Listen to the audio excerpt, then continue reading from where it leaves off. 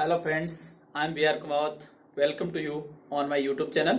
मित्रों, आज अपन collective noun के बारे में बात करने जा रहे हैं। इस वीडियो को अंत तक देखिए, क्योंकि इसमें बहुत ही महत्वपूर्ण शब्दों को अपन डिस्कस कर रहे हैं और बहुत कुछ इसकी परीक्षा से संबंधित बातें आपके साथ शेयर की जाएगी।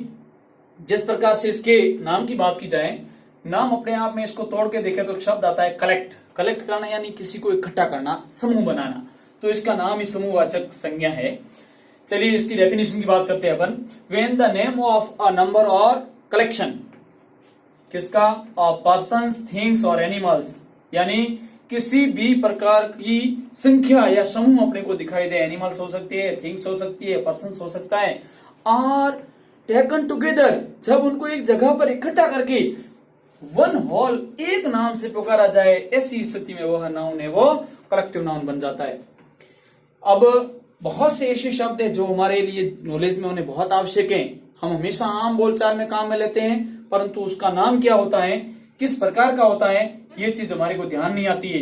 इसलिए इसको कलेक्ट करके एक शब्द में क्या कहा जाता है। जैसे यहां पर अपने समक्ष नाम आया क्लास ऑफ स्टूडेंट्स। स्टूडेंट का एक जब ग्रुप बनता है तो उसको अपन किस नाम से जानते हैं? क्लास। तो यह एक कलेक्टिव नाउन है। अ फैमिली ऑफ मेंबर्स, सदस्यों का जो एक समूह होता है उसको अपन परिवार कहते हैं, फैमिली कहते हैं। अ क्राउड ऑफ पीपल, लोगों की जब एक जगह पर संख्या बहुत ज्यादा इकट्ठी होती है तो उसको अपन भीड़ कहते हैं, crowd. A gang of robbers, लुटेरों की जब एक कंपनी कहीं पर घूमती हुई मिलती है तो उसको अपन गैंग कहते हैं। अ बंडल ऑफ क्लॉथ्स, कपड़ों को एक जगह पर ढेर के रूप में रखा हुआ हो तो उसको अपन बंडल कहते हैं। अ ट्रूप ऑफ डांसर्स, जैसे कोई नृत्य करने वालों की वहां पर कोई मंडली अपने को दिखाई देती है तो उसको अपन ट्रूप कहते हैं। अ ज्यूरी ऑफ जजेस, जज यानी न्यायाधीशों की जब मंडली अपन देखते हैं तो उसको ज्यूरी कहते हैं। अ वैली ऑफ स्टोरीज, कहीं पर कहानियों का संग्रह अपने को दिखाई देता है तो उसको वैली कहते हैं। अ बंच ऑफ कीज, चाबियों का अपने को गुच्छा दिखाई देता है तो उसको बंच कहते हैं। अ गैलेक्सी ऑफ स्टार्स, यानी तारों की एक अपने को तारामंडल दिखाई देता है, समूह दिखाई देता है, उसको गैलेक्सी कहते हैं। अ फ्लीट ऑफ शिप्स, यानी जहाजों का कहीं एक जगह पर बेड़ा खड़ा है तो उसको अपन फ्लीट कहते हैं। अ फ्लॉक ऑफ शीप या डियर। देखो मित्रों, यहां पर अपन ने सर्च किया यहां से लेके यहां तक तो एक शब्द अपने पास में आया पीपल, जिसके पीछे एस नहीं था, बाकी सबके पीछे एस लगा हुआ है। ऐसा क्यों? क्योंकि पीपल अपने आप में बहुवचन होता है। पीपल अपने आप में बहुवचन होता है, इसलिए इसके पीछे एस कभी नहीं लगता है। पहली बात, ये कॉमन एरर में प्रश्न पूछा जा सकता है। दूसरी बात, फ्लॉक ऑफ शीप या डियर, डियर कहते हैं हरिण को और शीप कहते हैं भेड़ को। तो इनका प्लूरल कभी भी एस लगा करके नहीं बनता है, क्योंकि शीप और डियर अपने आप में प्लूरल रूप यही रहता है। तो इनका जब कहीं पेड़ों का या हरिणों का कहीं झुंड दिखाई देता है उसको फ्लॉक कहते हैं। अ सर्कल ऑफ फ्रेंड्स, मित्र मंडली का कोई सर्कल होता है उसको सर्कल कहते हैं। अ स्वार्म ऑफ बीज, यानी मधुमक्खियों का कहीं पर समूह उड़ रहा है तो स्वार्म कहते हैं, झुंड कहते हैं उसको। अ हर्ड ऑफ कैटल, वही शब्द यहां पर भी आया कैटल, मवेशियों के झुंड को कैटल कहते हैं। परंतु जब अलग अलग प्रकार की मवेशियां एक जगह पर इकट्ठी दिखाई देती तो उनको हर्ड कहते हैं।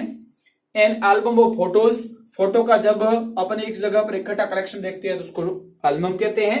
अ बंच ऑफ ग्रेप्स, जिस प्रकार अंगूरों का अपन एक जगह पर इकट्ठा गुच्छा देखते हैं, बंच।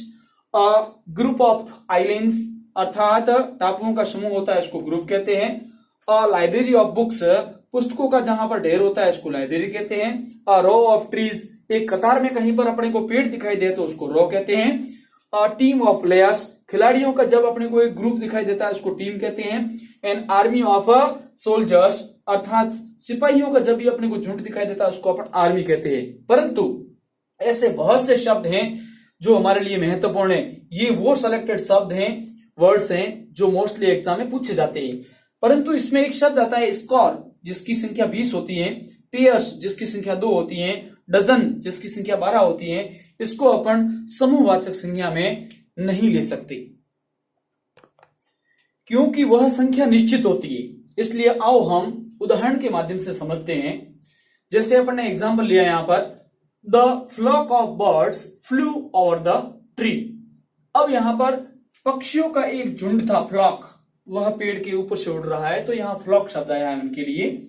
और favourite team won the match, हमारी फेवरेट क्या टीम, कलेक्टिव नाउन है, जिन्होंने मैच जीता।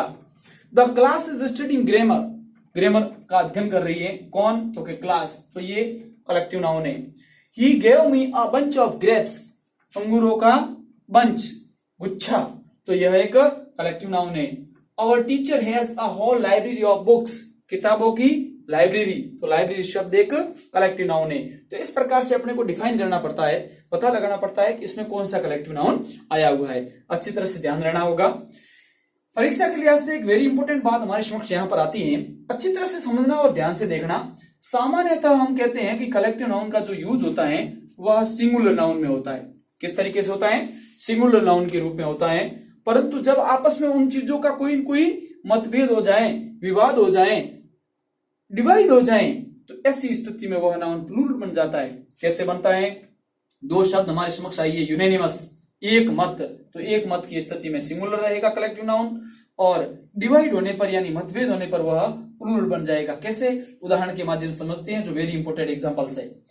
द ज्यूरी, ज्यूरी कहते हैं न्याय मंडली को, तो the jury is deciding the matter, किसी चीज पर निर्णय ले लिया है, मत उन्होंने दे दिया है अपना, तो एक मत होने के कारण यहां पर इज लगा है, सिंगुलर का काम कर रहा है।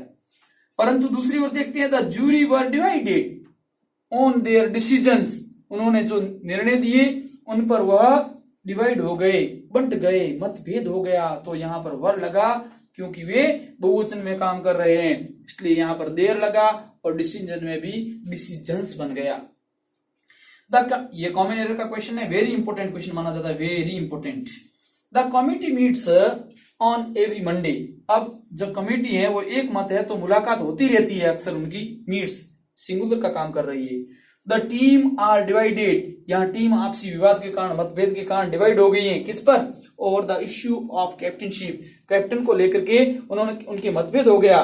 तो हमने अच्छी तरह से समझने का प्रयास किया कि कब ये एक मत होते हैं और कब मतभेद होता है, तो किस प्रकार से इस कलेक्टिव नाउन का यूज किया जाता है। मित्रों, यह वीडियो आपको कैसा लगा कमेंट बॉक्स में जरूर लिखें, और अब तक मेरे चैनल को सब्सक्राइब नहीं किया है तो सब्सक्राइब करें, लाइक करें, और अपने दूसरे साथियों के साथ शेयर करें। आपको बहुत नए नए वीडियोस मिलते रहेंगे, इसलिए बेल आइकन जरूर दबाएं ताकि आपको हर नए वीडियो का नोटिफिकेशन मिलता रहे। All the best.